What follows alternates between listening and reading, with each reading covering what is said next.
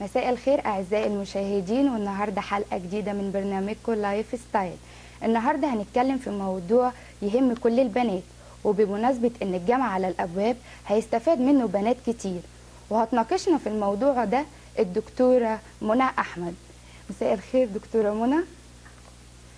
النهاردة عايزين نتكلم بخصوص البنات وإن الجامعة على الأبواب، عايزين نتكلم شوية عن الميك اب.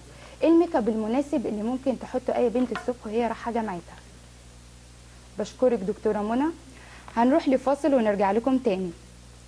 ورجعنا لكم بعد الفاصل، وزي ما شفنا قبل الفاصل ودكتورة منى قالت لنا ان كل ما الميك اب يبقى ابسط يبقى اجمل. وبكده يكون انتهى وقت حلقتنا النهارده، واشوفكم في حلقة جديدة وموضوع جديد من اللايف ستايل قناة الصحة والجمال. تصبحوا على خير.